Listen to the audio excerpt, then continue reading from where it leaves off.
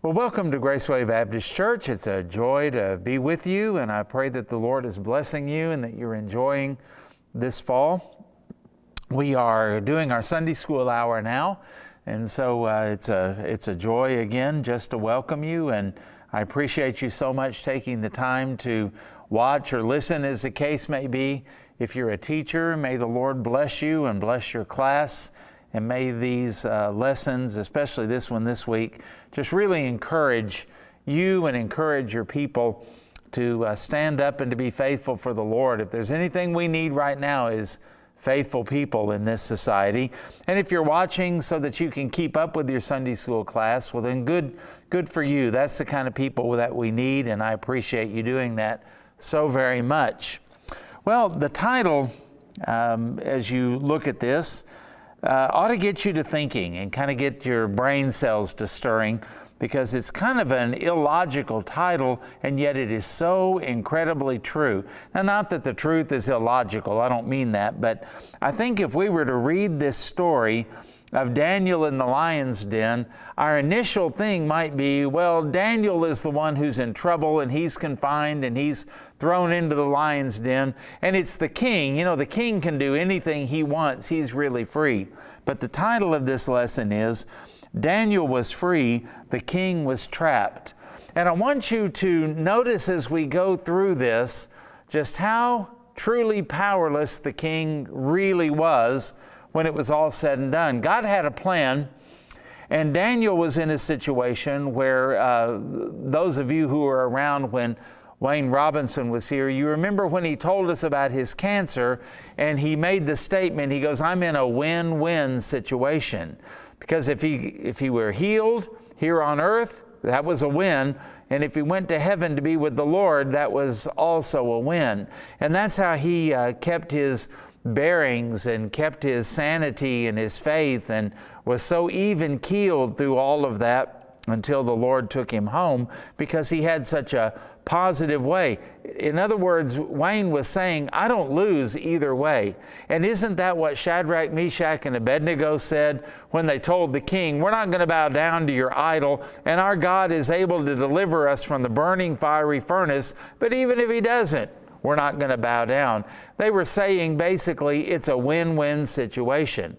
Now, I don't find it where Daniel actually says that, but you can tell by the way that he acts through all of this, and that he understood that it's a win-win situation. In other words, King, I'm really not going to be bound up or trapped by you. You're the one who is trapped. And I think as we read through the text, you're going to notice this powerful man was really the one who was in the shackles.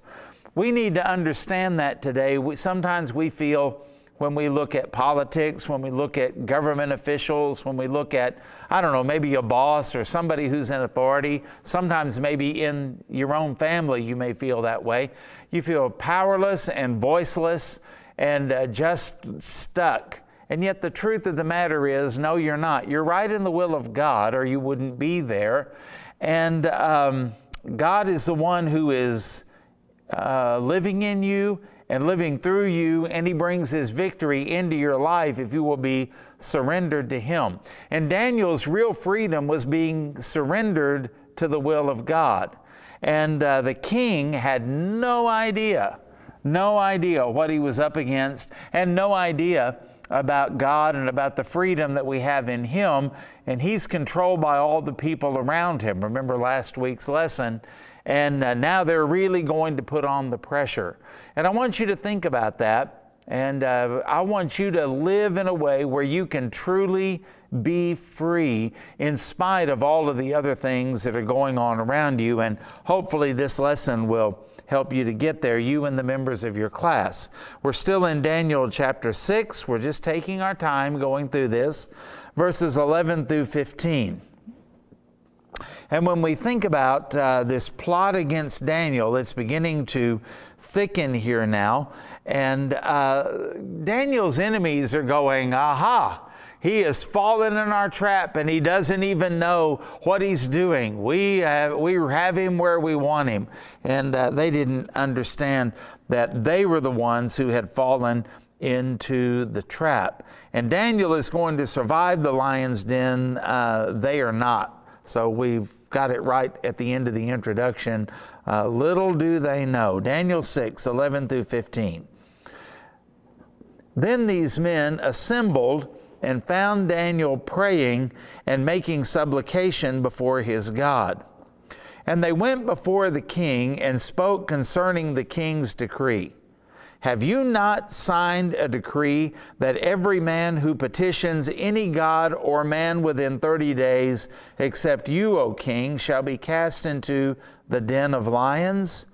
The king answered and said, the thing is true, according to the law of the Medes and the Persians, which does not alter.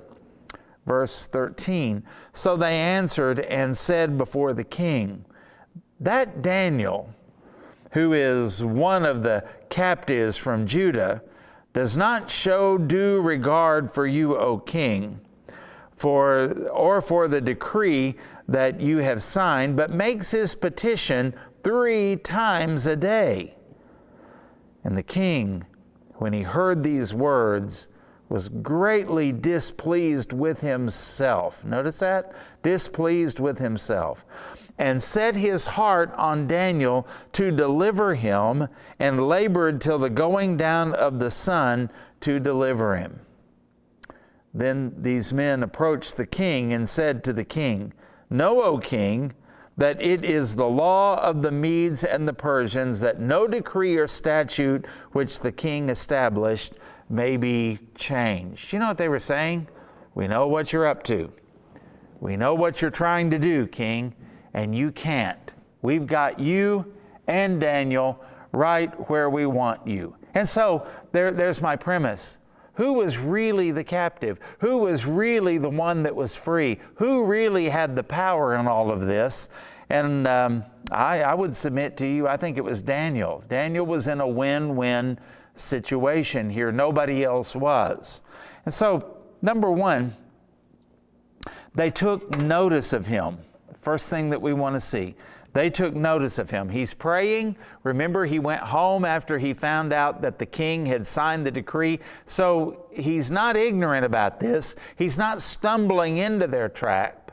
He is just living life like he always did, as was his custom, the text says from last week, from his early days. He wasn't doing anything different. He wasn't going to change because of them. He wasn't necessarily just, kind of shaking his fist in their face or spitting in their face or poking them in the eye or anything. He's just doing what he always did.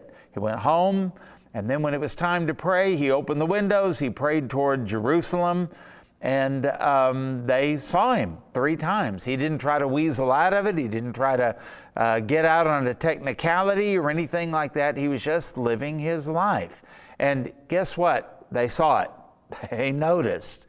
And your friends and neighbors and family members, they noticed too. And far too often we say, well, it doesn't really matter what other people think. Well, you don't find that from the Bible. Now, we don't go by what other people think, but we do care about what other people think because we want to bring glory to God. We want to be a witness to them. We want to be a help to them. We want to be an encouragement to them. And we are inextricably tied to other people, and God has formed us to be relational people. And so we make friends with people. We interact with people. We share the truth with people. We share the gospel with people. And then we live a life in front of them that confirms all of the things we say that we believe. And so, think about, since it's close to an election time, if somebody comes up to you and they say, I want your vote, I am for lower taxes, let's say, and strong law enforcement, okay? They say that. And then they tell you what political party they are.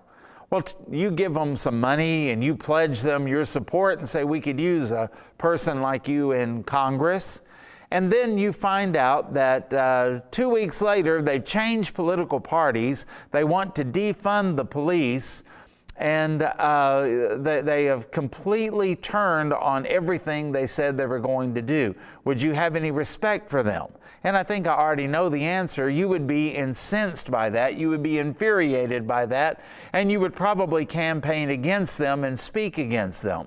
So what do you think this world thinks about us whenever we go to church, whenever we say that we're Christians? We have the little fish sticker on our car and something like that, maybe even a church license tag on the front.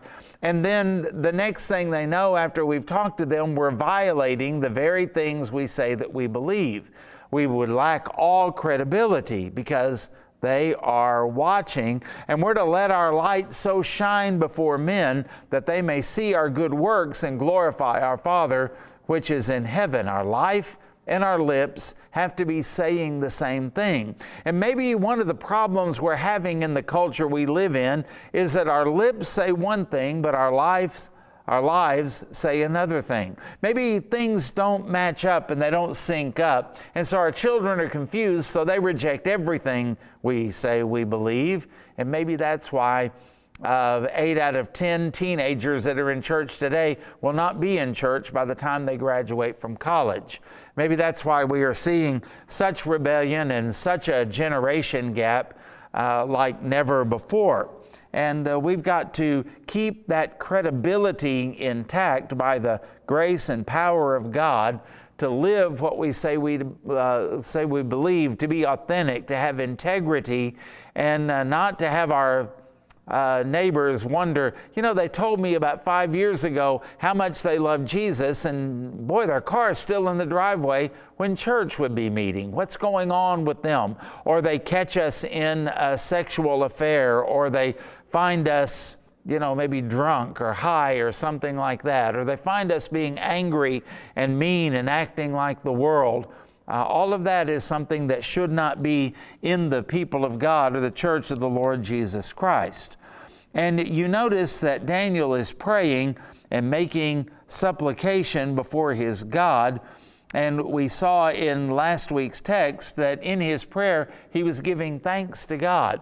And maybe what people need to see is, in spite of hearing what we say we believe, but they need to see us actually in a relationship with God, trusting God, having faith in God, and also being grateful to God for everything that He does. We are such complainers and such whiners now. We all fall into this trap. We have it so easy and we are so comfortable that now if the least little thing upsets us or doesn't suit us, we are offended, we've got our feelings hurt, we're pouting, we're whining, we're crying, we're angry, we are disengaged, we're unplugging, all of those kind of things that go on so easily.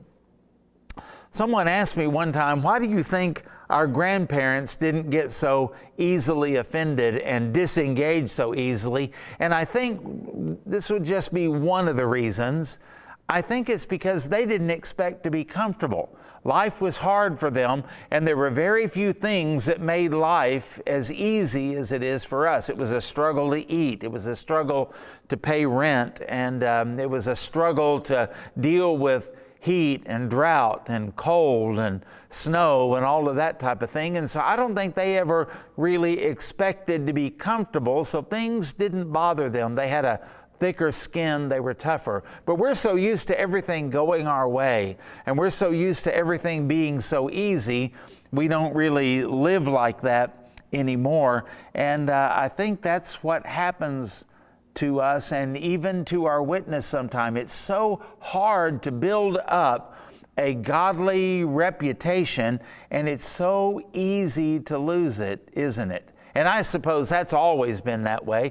If we get to heaven, we can have a talk with King David about that, about how hard it is to get to the point where you go from a giant killer to the king's son-in-law, to having spears thrown at you, to being a hunted and wanted man living in caves for a decade, on the run, a fugitive on the lam, I guess we would say, and then become king, and everybody praises God for you, and you're writing psalms, and then the Bathsheba thing happens, and in an instant, you lose your testimony. David's family was never the same again after his affair. Now, David got right with God and God forgave him, but his family didn't seem to do that, and it changed the way he dealt with things.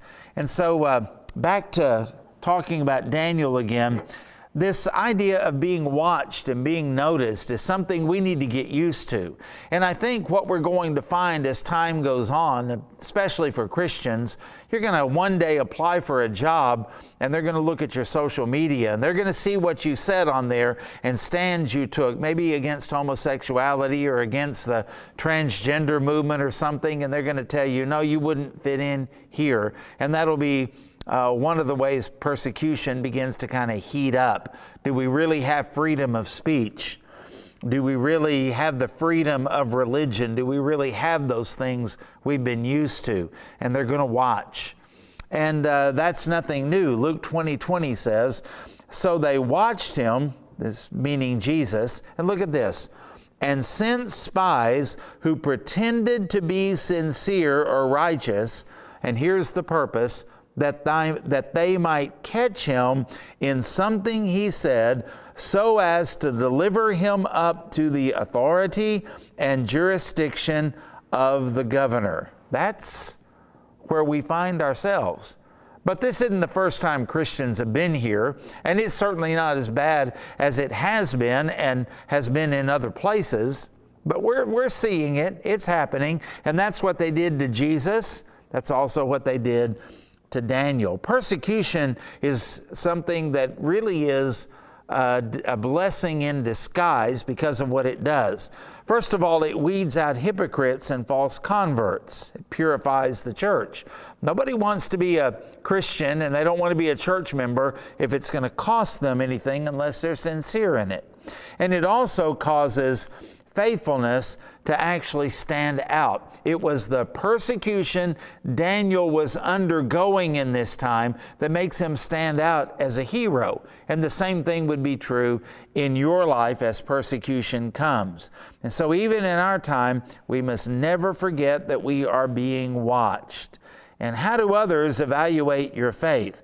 Is there any question about it? Do they have reason to question whether you're for real, whether you're sincere, whether you're sold out? You can always watch somebody who's a communist, and if they're committed to that cause, they will give up everything, even to the point of going to jail or dying for what they believe. What about Christians? Shouldn't we be even more so because we know the truth? When you think about the persecuted church today, it's amazing what they go through and what they put up with because they love the Lord and they value their relationship with Christ above everything else. Family, friends, job, career, government, approval. They don't worry about those things. They just stand up for the Lord. And so the church grows in persecuted countries because they see real Christians finally. Not that I want persecution, but the results of it certainly would be good. Here's another question. How do the demons that are assigned to you, how do they report back? And I'm afraid for a lot of us, they go back and they say, piece of cake, you got anything harder? Send somebody who's a buck private in. You don't need me. Or are they going back saying, hell help us, all heaven's breaking loose. The power of God's in this person. They are faithful. I need somebody that outranks me to come back and help me. What are they actually saying? That's your real testimony, what they would say. Number two, not only did they notice, but they tattled to the king. And so they went before the king and spoke concerning the king's decree. Right? Have you not signed a decree that every man who petitions any god or man within 30 days except you, O king, shall be cast into the den of lions? The king answered and said, the thing is true according to the law of the Medes and the Persians, which does not alter. Boom! Now they've got him. That's all they needed. The king now is trapped and he has got to do what they say. Now, before that, he thought he was building himself up, strengthening his kingdom, strengthening his reputation, signing that law. And remember, they said, sign it according to the law of the Medes and the Persians so it cannot alter. Now he's got to honor all of that, or he loses all credibility, loses power, maybe sets himself up for some type of a coup or an assassination attempt, or just loses his effectiveness. Either way, this is not good for the king. So they bring him up there and bring it to him, and he actually admits it. Now the trap has been set. He is the mouse that is taking the cheese, and the trap is sprung. When you think again about Luke 20:20, a different translation here, so they watched him and sent spies who pretended to be righteous that they might seize on his words. Well, that's what they did to the king. They come back to the king and say, pretending to be nice and pretending to be, non-threatening and just benign in the way they approach him. Oh, king, did you sign this? Oh, yeah, I did, and it's signed. He can't stop talking. I signed it, and it's according to the law of the Medes and the Persians. There it is. The trap is sprung, and he, like it says in Luke 20:20, what they tried to do with Jesus, the king now is seized on his words, trapped by his words. Now, they really didn't care for the king. This is not about the king, in other words. This is not about the things they tried to flatter him, to build him up, and to act like this was going to benefit him. This is not about the king. Those are just empty words, and they're falsehoods, actually. And they weren't trying to support the king, strengthen the king, or protect the king. They were using the technicalities of the law and the sovereignty of the king against Daniel and against his gods. Boy, they were good politicians, weren't they? They were the ones that, some of these names of some of these bills that come out of Congress for the president to sign, and this has been going on for a long time, the title has nothing to do with what's in the bill. The title is more of a disguise. Well, don't you see that here? This idea about no one petitioning anybody but you, O king, that's a disguise for what they really wanted. They wanted Daniel, and they wanted him dead. They were plotting against Daniel. They were manipulating under false pretenses so that they could legally commit murder. This is treacherous. The whole thing is treacherous against the king and against Daniel, isn't it? Number 3. They tainted him. Okay? The word taint means a trace of a bad or undesirable quality or substance. Okay? If you have your glass of water that you drink with your meal and it's tainted with arsenic or something, then you know what happens. Well, they're trying to put Daniel in a bad light. And there's some reasons for that, and people still do this today. Have you ever heard of the politics of personal destruction? Find some dirt, find something wrong, which everybody pretty much has, except Daniel. They couldn't find it, but most everybody else does. And so ruin this person by bringing out something that is wrong in their life, something that is not right, and just utterly destroy them so that nobody votes for them, and so they dare not run for office anymore. Notice what they did to Daniel, verse 13. So they answered and said before the king, that Daniel, just dripping with hatred and dripping with this venom of disgust for this guy, that Daniel. And then they get even deeper on this. Who is one of the captives from Judah? He's not one of us. These are the elites. These are the upper crust. These are the people, the ruling class, we might call them. And so it says this captive, this Jew, does not show regard for you, O king. Okay, again, they didn't mean that. This is not about the king. This is about them, and mainly about Daniel. Does not show regard for you, O king, or for the decree that you have signed that makes this petition, that he makes his, let me back up here, I turned the page too soon, but makes his petition 3 times a day. And so this Daniel, who was trusted by the king, and with good reason, who is about to be made the governor over the governors, as we saw earlier, they have this to say, that Daniel, at Daniel, one of the Jewish captives. He's not even one of us. Who does he think he is? And that also says something, and who do you think you are for promoting him? It's kind of that underlying threat there, isn't there? And so they had to destroy Daniel in the eyes of the king. And so they're fueling the fire against him. He doesn't deserve to live. After all, that Daniel is just a Jewish captive. What is he doing up here anyway? And they are kind of dehumanizing him to make it easier to kill him. And by the way, that's what we do with the abortion movement. I know that fetus is not an incorrect term for a woman who's carrying an unborn baby. In fact, well, look it up and see what fetus means. But it doesn't have the same impact that baby does it? And so nobody comes along and says, well, I've decided to abort this baby. They say, we're going to abort the fetus. What are they doing when they use that word? They try to use a word that may not be quite as familiar and quite as understood to dehumanize that baby that's in the womb. It just is nice and easy. And that's why you don't hear an abortionist say, we're going to kill a baby, but you never hear an expectant mom saying, oh, I'm going to have a fetus. See, the words kind of convey something to us. Well, that's what they're doing here. They're fueling the fire against him, and they're dehumanizing him to make it easier and seem more logical and reasonable to kill Daniel. So they're strengthening their position because they wanted to replace him. Always remember, there's an ulterior motive in people like this. Follow the money, follow it to its logical end. What is it doing for them? Why do they care so much?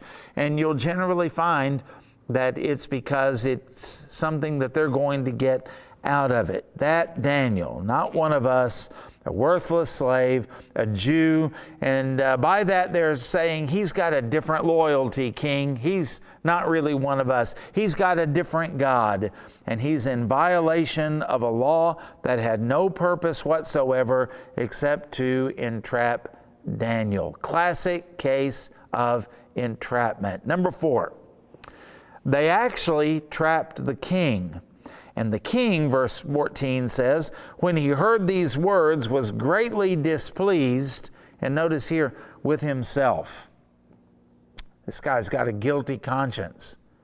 And he set his heart on Daniel to deliver him, and he labored till the going down of the sun to deliver him. You know, sin takes you further than you ever wanted to go, costs you more than you wanted to pay, keeps you longer than you wanted to stay, is the old saying. Here it is. He never intended for this to happen, trapped by his own words, by his own ego, and the law that he had signed into being. And then the men approached the king and said to the king, know, O king, that it is the law of the Medes and the Persians that no decree or statute which the king establishes may be changed. So who's got the power? So who is really free here? So who is really in control here? Well, when we look at it from a human standpoint, it's all of these governors and administrators.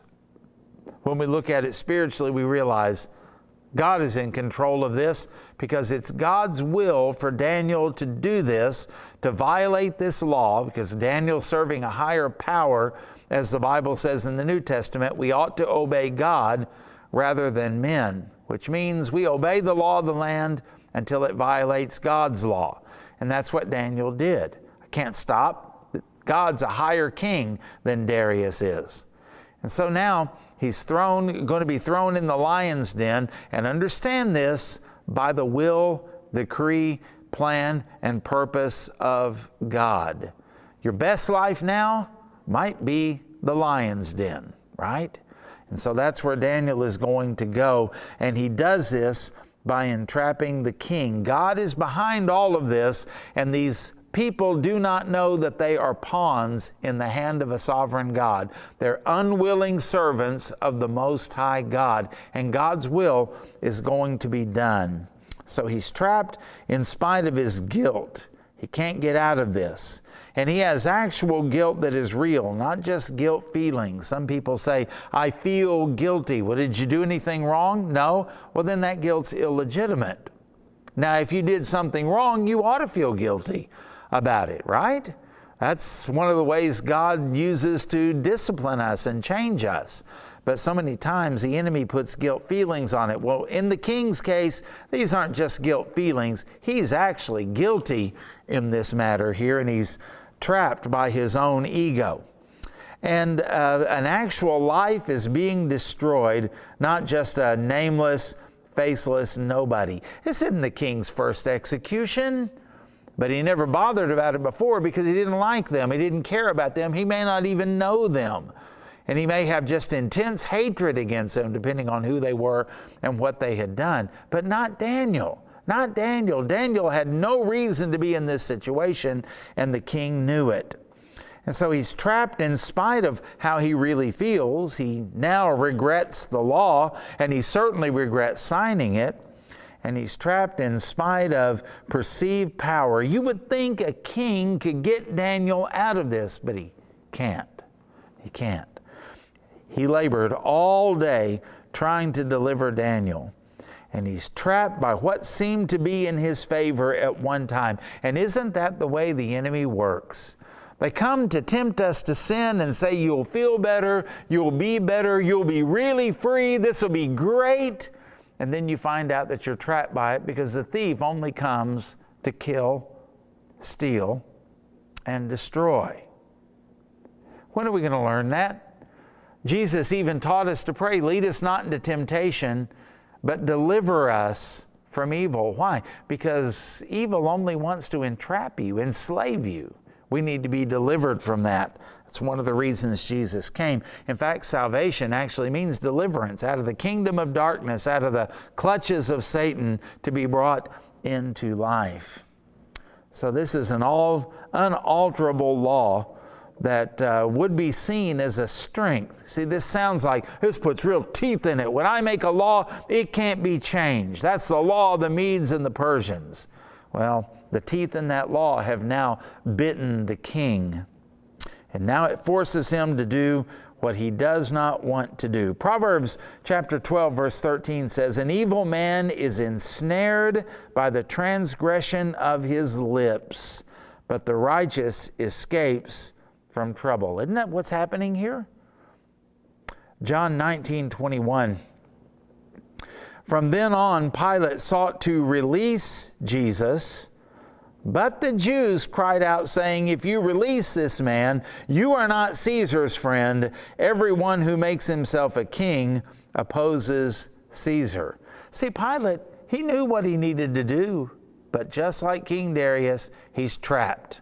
He's not really the man with the power he thinks he has.